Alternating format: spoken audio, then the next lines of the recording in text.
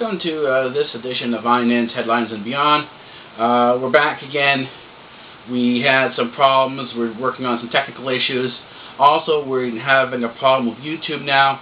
Apparently, the DCA is a lot more intrusive than it advertises itself to be. That means with the copyright restrictions that YouTube are implying, if content is not approved by YouTube or people that you're criticizing, in other words, as I said, in proper research, in proper presentation of research, you need to present the entire source. The problem is, under the DCA, this is not allowed. And I recently went through this experience that one of my videos, the documentaries I tested out, I put in the full sources. The source that I had quoted, that I had pulled the video from, wasn't happy with what I had to say. In other words, I had expected there to be a degree of disagreements in there because I'm a Syrian Christian, and I'm talking about issues in the Middle East about how Muslims and Islam are wiping out the early Christians in the Middle East that are still there, and how they're under oppression. And I wanted to show how the culture of the early Middle East, pre-Islam, shines through the mask of the Arab onslaught and the Arabization of the Middle East. In other words, what Obama refers to as the Muslim world wasn't necessarily the Muslim world. He's kind of giving the Muslims the whole Middle East, saying this is the Middle East there, and there are now, it's a Muslim Middle East. But the problem is that he's now given tacit approval for the genocide and removal of all Christians within the Middle East, assuming that, and this is a mistake here, that the Christians in the Middle East are Europeans, and they're not Europeans. They are Assyrians, they're Egyptians, they are Jordanian. There are a whole variety of nationalities that were there originally prior to 800 AD. This is how old they are. They go all the way back to the time of Christ. And there seems to be this sort of overarching view that these people no longer matter, that they can be pushed up. They're a minority few. They say, oh, there's less than 10% less of the Christians. Well, they're not telling you, and this is what they're saying, is that there's only 10% left. In what was the Byzantine Empire, that was the heart of Christianity. Now there's only 10% of the Christians, 10% left. That means the rest have been either pushed out or murdered. And this is the definition of genocide. This is ethnic cleansing. And what Obama has done is given a tacit approval to this. And as such, as it is now the norm, and considered to be the norm, the UN, under its agency that controls world copyright law. In other words, if you're wondering about where SOPA, the Protect IP, and the Digital Copyright Act is coming from, it's coming from the UN. This was brought in as a result of a socialist UN trying to exert control over what people think and how they understand things. And the way they've done this is not come out and say that we're against free speech. What they've come out and done is say, yeah, you can have free speech, but in order to criticize somebody and use that source that you are going to take and use in that criticism, you have to ask permission from that person if you can go ahead and take that material. In other words, let's say I'm a politician, I'm a socialist politician, and I put up my political whatever I want to say. And even artists do, they'll put out a political opinion, they'll preach inside of their art and music and whatever, and so on and so forth.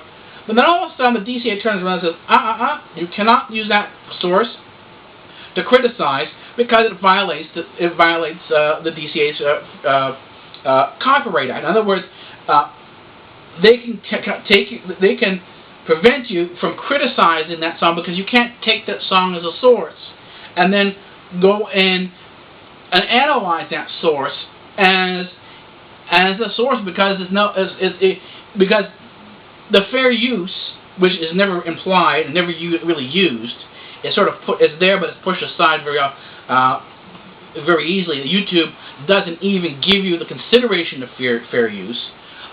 They simply say it doesn't apply, and they don't give you any means of defending yourself. What you're supposed to do, which you're supposed to have, you're supposed to have a means of defending yourself. Again, under the Constitution. And so what happens? They've effectively shut down any avenue of criticism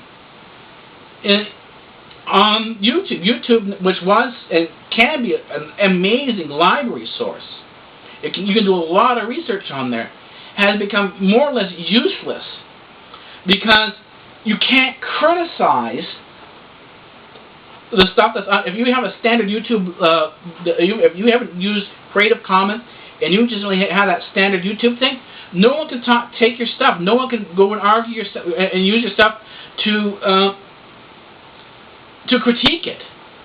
It's a violation of free speech, and your stuff will be flagged, it will be taken down, and you will get a strike against your account, and your account will be penalized.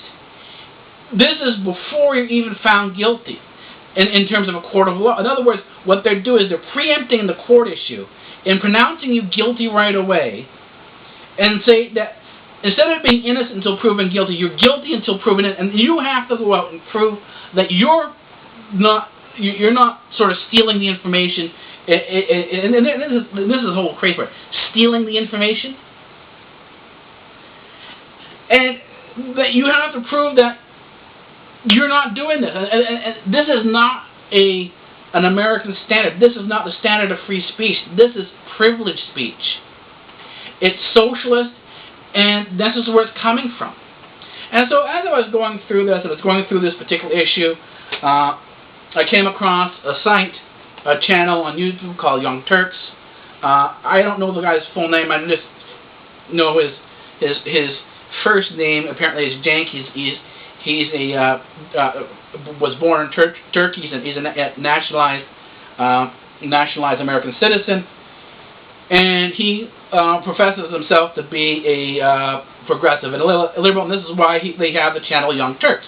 He refers to this sort of phrase that has sort of become popular amongst the socialists and the people who call themselves progressives. And it literally defines itself, and this is from the dictionary here, the American Heritage Dictionary. Young progressive or insurgent member of an institution, movement, or political party, to a young person who rebels against authority and societal expectations. In other words, a Young Turk is a person who stands up and sort of becomes the anti-establishment voice, and in many ways becomes anti-establishment himself. And so this is the label that Jank has given himself and all the people on Young Turks. So I went to say, okay, these people are the antithetical, sort of the antithetical of the prim and proper society. These are the people who, if they are the Young Turks, if they are as progressive, if they are against rebelling against authority. In other words, they're against authority. They're against the establishment. These are the people who would be against SOPA, PIPA, Protect IP. That's the Protect IP, and the DCA. This is what you would expect. You would expect them to go against the norm, which is now whitewashing the Muslim genocide, the genocide created by the Muslims in the Middle East against the Christians.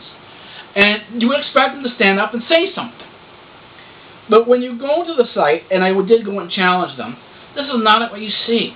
What you see is that these people, they're socialists, and they toe the socialist line.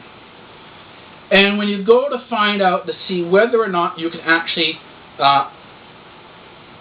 use their material, you can't. Why? Because they proudly proclaim themselves. The Young Turks is the largest online news show in the world, covering politics, pop culture, and lifestyle. The TYT network is one of the top 50 YouTube partners with over 30, and this is the YouTube partners with over 30 million views a month and over 6 670 million total video views on the Young Turks YouTube channel alone. This is the telling part here. Anyone who's gone in and researched the YouTube partner knows that you must sign and conform to the DCA. That means they must conform to the standard copyright law, which states that there is no free speech. And I went and looked at the creation of DCA and the Digital Millennium Copyright Act, the DMCA. Both of these, you have Mary Bono and some other Republicans standing up, even though they co-sponsored and voted for it, stating that the DCA and the DMCA would be an infringement on the First Amendment. It's open there. It's in their statements. These people who signed the DCA, who signed and created the DCA, who created and signed the DMCA, they knew they were limiting and severely curtailing the rights of Americans. In other words, they were fundamentally eliminating the First Amendment of the Constitution, of the American Constitution. So right now, the Americans are without full and proper free speech. That is now gone. The Americans can no longer stand up and say, we have free speech, because you don't. Americans you need to understand this. Americans no longer have free speech. They have privileged speech, but they no longer have free speech. Free speech is no longer a cornerstone of the American system. And you would think that someone calling themselves a Young Turk would stand up against this and be for free speech. And when I watched this whole thing watched his comment on the whole thing on what was going on in the Middle East in terms of what happened in Libya and this whole thing over the film, what I ended up seeing is an apology for why Muslims are the way they are. And it's not all Muslims, we're not all like that.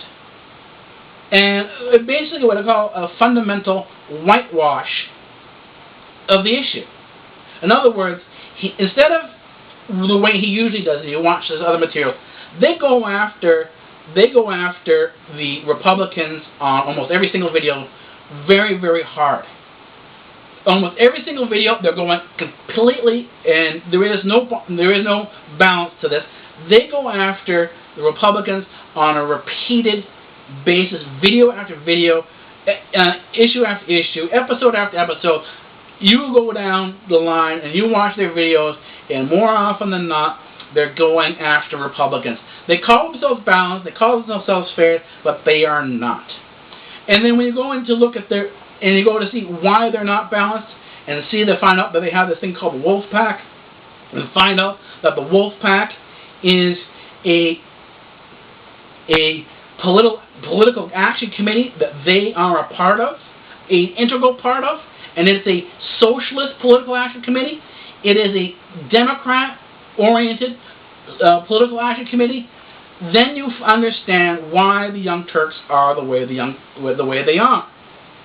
And so I said to them, and I said, well, if you're going after the Christians the way you go after the Christians, particularly on the Christian right, the evangelical right, and I've never said this before, I don't agree with the evangelical right on a lot of issues. If you're going to be a fair and balanced channel, you have to go after everybody. You have to go after them in such a way that you cannot be appearing to be attacking one person for their particular faults and not going after somebody else's faults in terms of that you want them to change these things and become a better person or moving towards a better society. And research is not something that comes up immediately or instantaneously. Research does take time. It does take time to go through things. And so my argument to them, this was posted, I think was about a week ago. I think it was Thursday or Friday. And the comment was to them, and they were talking about something about Pat Robertson had done, and criticizing him for his belief in Christianity. And they were very much over the top on their rhetoric. They were mocking. They were not. And I really haven't seen the Young Turks really give any good and credible evidence in terms of what they're talking about, in terms of backing up the stuff with real hard evidence. They've expressed their opinions, but they've left it as opinions. They really haven't gone in and given you really any meat to it. And so my argument was, and this is because I've seen this all over the place in the leftist media, and the mainstream media is fairly left, and it can be demonstrated, and I am going to demonstrate how the mainstream media is on the left side. It is left-leaning. And the Young Turks do the exact same thing. They don't go into the depth they should go into. And so my argument was to them, well, instead of going after Christianity, which doesn't hit back in the same manner that you do, in the way you do, in the way that you do, why don't you go after groups like, go after the groups like the Muslims? I'm not talking about, I was saying, well, if you're going to be flippant and mocking the Christians, why not do the exact same thing, be mocking and flippant with the Muslims?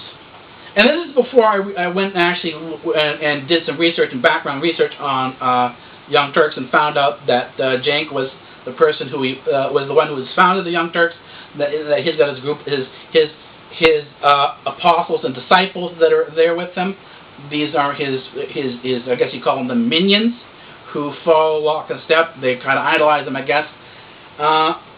He's a Turkish person who was born in Turkey. And I found out, but this was way back in the material, it wasn't up front at all, that he was a Sunni Muslim. And he said, oh, that's when I was 8 years old, I was a Muslim, I'm an atheist now. ICXC Uncut, unedited and real.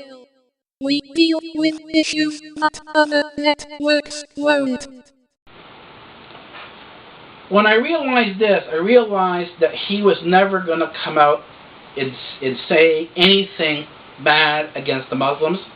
He's not going to really come out and say things the way he should. In terms of the way he's very prominent when he's anti-Christian, but he has criticized Islam, but he's done it in a much more sort of pulled back tone. In other words, his rhetoric is nowhere near what it was when he's criticizing a Christian faux pas.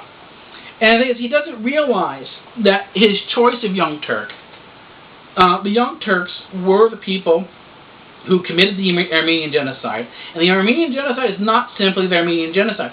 If you talk to anybody who is from Cyprus, particularly Greeks from Cyprus, the Greeks from that section of, there were Greeks in Turkey, there are people who are known as Pondi. You talk to any of these people, including the Cappadocian Greeks, of which I am part of. I'm a Cappadocian Greek. And if you talk to any of these people, you talk to them about the history, and you tell them, and they'll tell you right to their face that there was a genocide, not just against the Armenians, but all the Christians in that area. All the Christians in that area suffered under the Young Turks. And there's even been a recognition now, a sort of a UN official, unofficial recognition of the Armenian genocide. So here's a guy here, Cenk, who comes up and says, mockingly, stuff about Christianity, pulls back a little bit on Muslims, but does some criticism, but not the way it should be. And at the same time, says that he's fair and impartial. And so I commented and said, well, why don't you, do the insults, the mocking the exact same way that that you do for Christianity? And the responses were, I got two responses from two different people. I didn't go back and check who they were. It says, oh my God, this is on Oh My God, Pat Robertson on adoption. And it said, oh, okay, wish granted.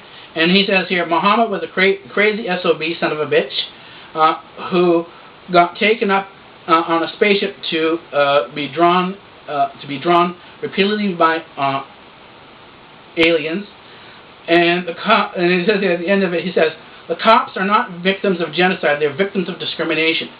And apparently he hasn't seen what's happened to the Coptic Christians in Egypt. Because I often have the bottom of my page there about the Coptic genocide. And this is another genocide that is being done to the Christians in the Middle East. The Coptics are the original, they were there from before 800 AD, and they are again being slaughtered by the Muslims. And the thing is the second one comes up and says, I have no problem ridiculing Islam. Islam is a religion that advocates violence. Islam is a religion that is misogynistic. Furthermore, the central figure in Islam, their so-called Prophet Muhammad, was a militant thug who would be considered a child molester today.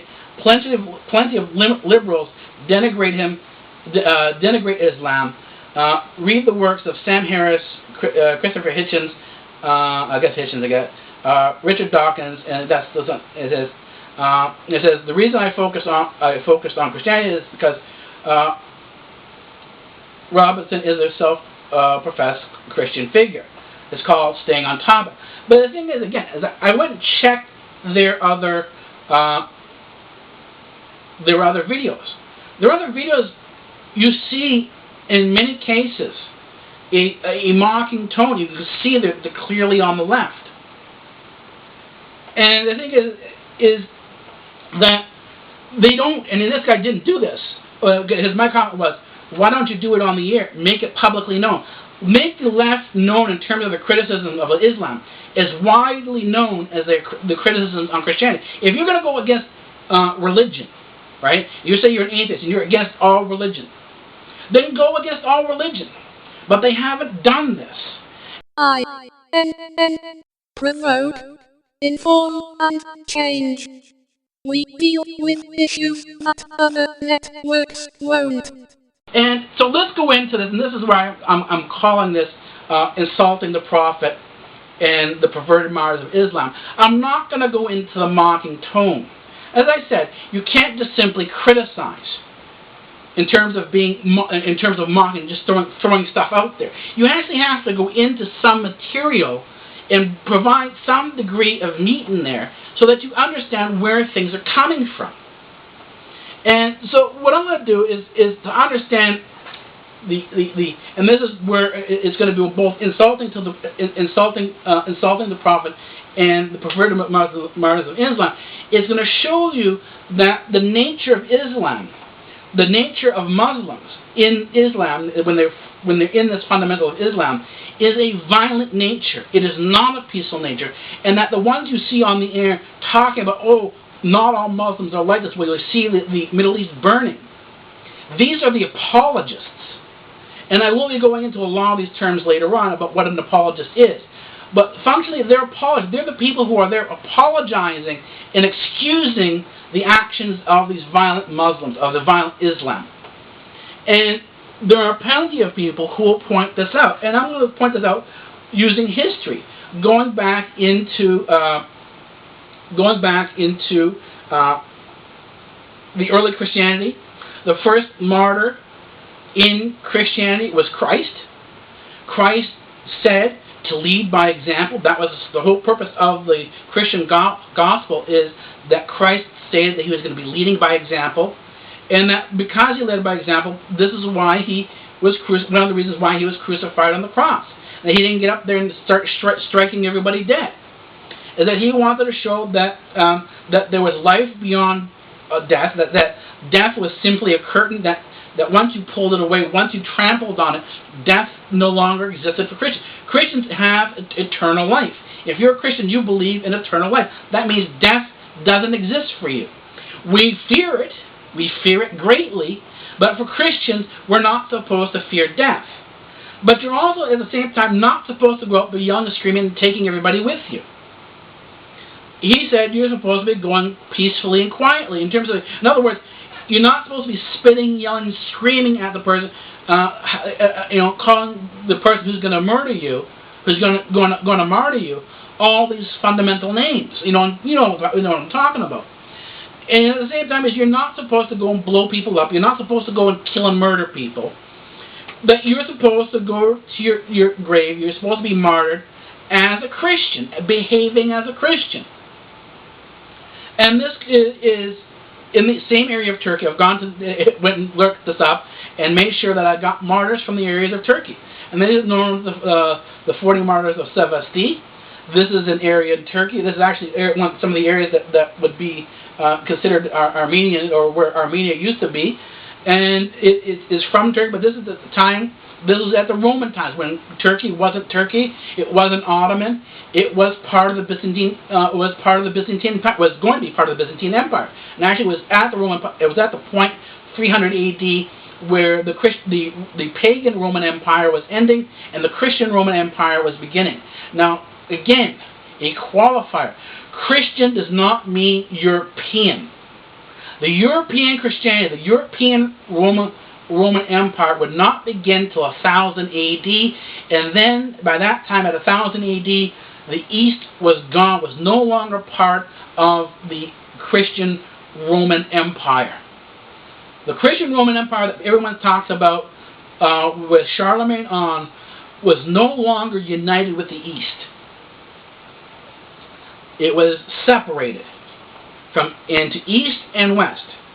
The East stayed with the original Christianity, and the West reformed and redid the Christianity into something that was unrecognizable from the original Christian standard, and I will demonstrate this.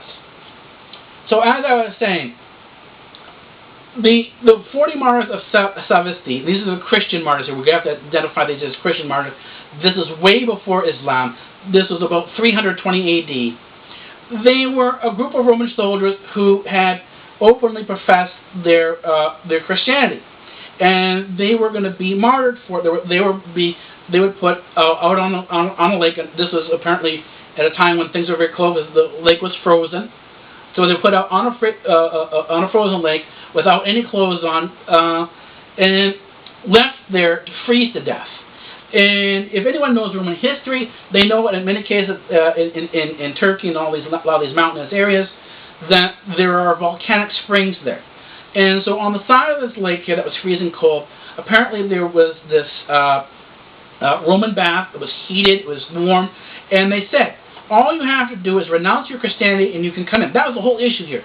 The issue was that these Roman soldiers weren't supposed to be Christian. They were supposed to be pagan worshipping. Were pagan worshippers. And all they had to do was give up their Christianity. And 40 of them stood on the lake until they basically froze to death. And at the point of freezing, two of the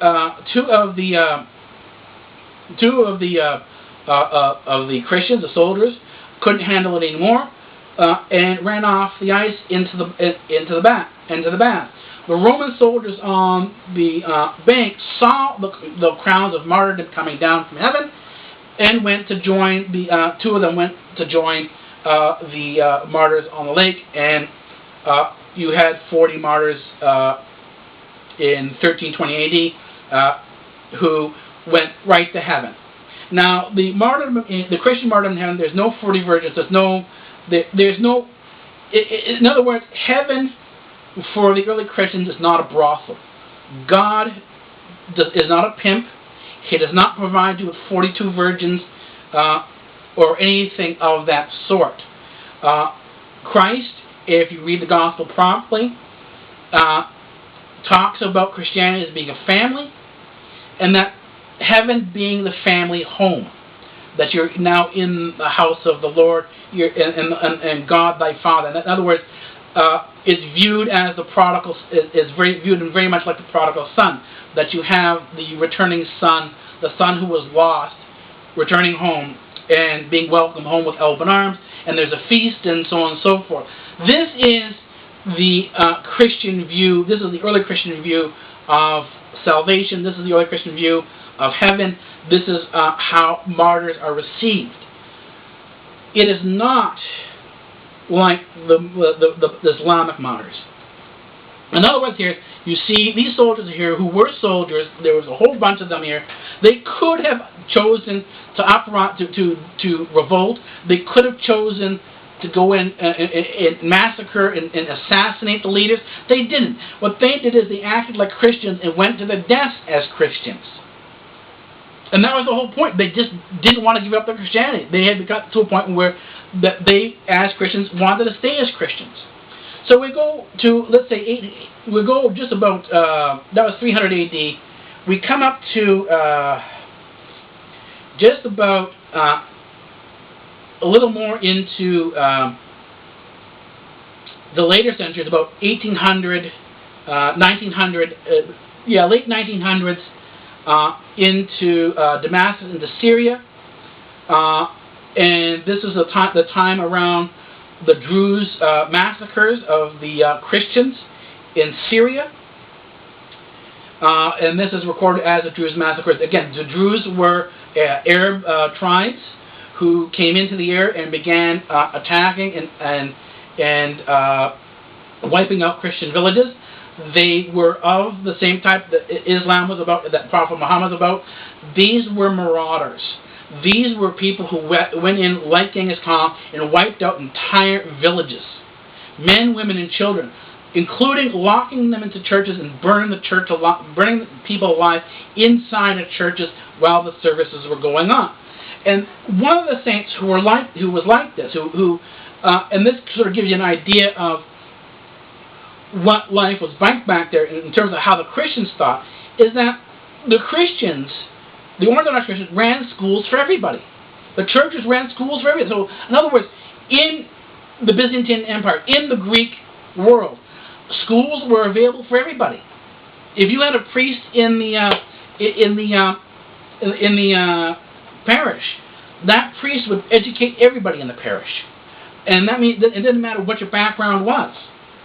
Because the Roman Catholics later chose that they're going to sort of eliminate this, and they're not going to do this, and chose that they're only going to educate priests and they're only going to educate certain people. This wasn't the case in early Christianity. This wasn't the case in the Orthodox Church. The Orthodox Church was the Church of the East. It was in Syria. It was in Jordan. It was in Egypt. It was in all these areas, including Turkey. And you had these, these Muslim attacks that really wiped out all these people. And again, he didn't go to his grave trying to take down other people. He went to his grave praying and being a proper Christian. This same thing can be said, and this is in contrast to the Islamic martyrs. And you need to remember, the word pervert means to pervert something. This is a person who perverts things, who changes it from the original, let's call it, better version, and makes it something evil, makes it something nasty. So instead of being peaceful, instead of being a pacifist, the martyrs go from the Christian martyrs, which is the original Christian martyrs, which are pacifists. The Islamic martyrs are violent. They take a peaceful thing and make it a violent thing. They turn it into violence and praise and glorify killing people and massacres. This is not the Christian thing, and this is why to Christianity, Islam is a perversion. It is not what it should be. If God is our Father, if God loves us, these perversions should not exist. Love should prevail. Not the perversions of martyrdom, not the perversions of jihad. These things shouldn't exist.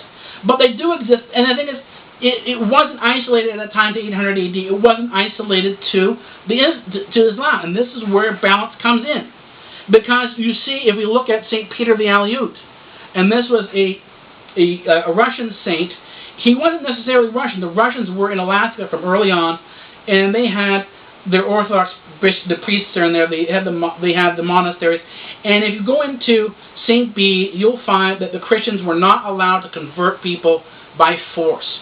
They weren't allowed to go out and drag people in and forcibly baptize them or force them. You're starving to death. Here, have something to eat. But first become a Catholic, or first learn this, or become baptized like this. They would feed them and take care of them regardless, whether they became Christian or not. And there are those, and this includes St. Peter the Aleut. He was a we'll call him Native American at the time. We'll call him Native American, and he became Christian, an Orthodox Christian. He was captured around San Francisco around that time period, let's say 1830, and it shows in there that the Spaniards who captured St. Peter tortured him to death. Insisting that he become baptized Catholic, even though they knew he was Orthodox. They knew he was an Eastern Christian. And you say, well, that must be a myth. The Roman Catholics aren't like that. Really? Look at the Spanish Inquisition. Look at the Crusades. If you go into Edgar Allan Poe's Pit and Pendulum, they're describing in the Pit and Pendulum that torture chamber with that pendulum in that pit is part of the Inquisition. It was what was done during the Inquisition. And this is what separated the Western Catholic Church from the Eastern Christian Church.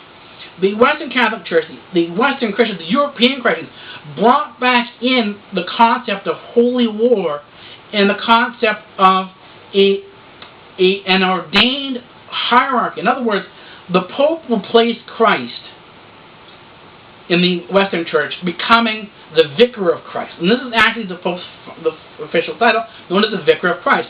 This is the source of his infallibility.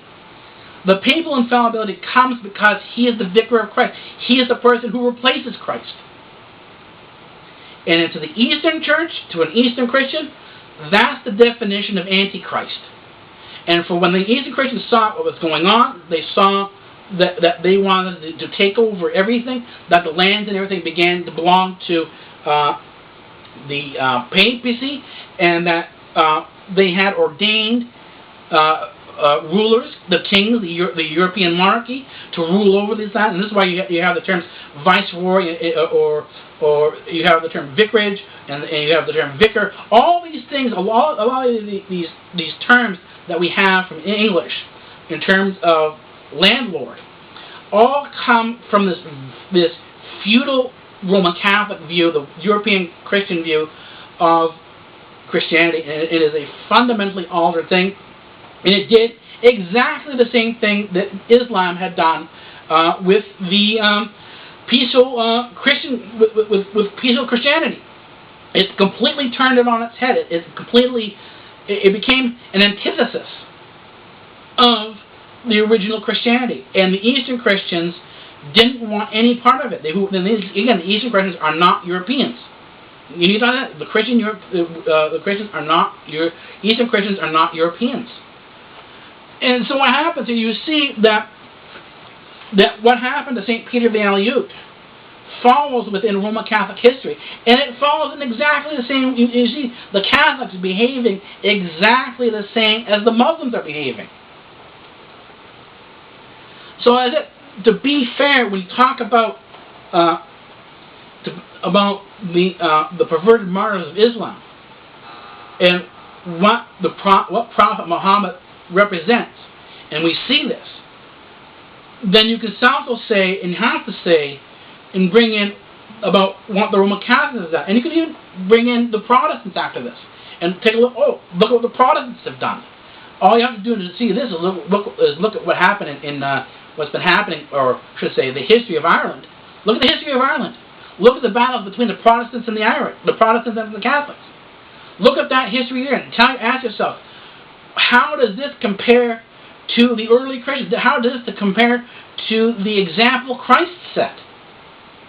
And if you can't see that, then they're not Christians. Neither of them. And as I said, when you're doing fair and balanced, when you're doing something that should be open, something that should be open to criticism, you're not going to see. I don't have the copyright down there. I've set it to Creative Commons. As a matter of fact, at the bottom, at the end of every video, you'll see free speech rules here. That means free speech is fully free and adulterated. You can take this video and do anything you want to do with it. There is no copyright on this whatsoever. It's not copyleft or this or that or something else. There is no copyright on it. And so I'm doing what I say I'm going to do. And as you see, if you look at, you go and actually take a look at what the Young Turks have done, see that they're part of the establishment now, that they're not Young Turks, they're not this, wild and crazy bunch who are rebels and rebel against authority. They're not rebelling against authority. They're not rebelling against the establishment. They're part of the establishment. They're part of the man. So, as I said, if you want to continue being duped by these people on Young Turks, fine. If not, I'm going to take you places and show you things that you may not have known before. And this is going to take you.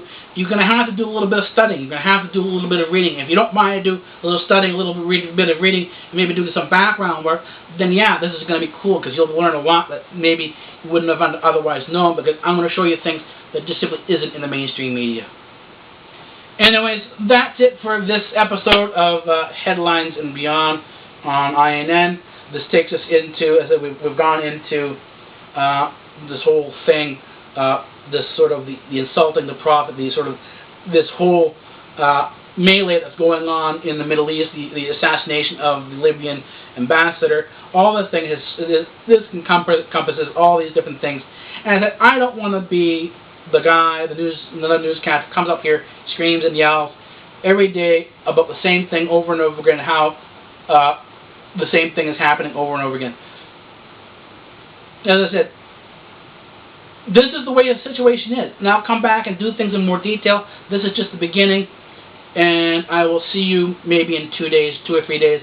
I'll post another video, another episode. Alright, take it easy. Oh, say, can you see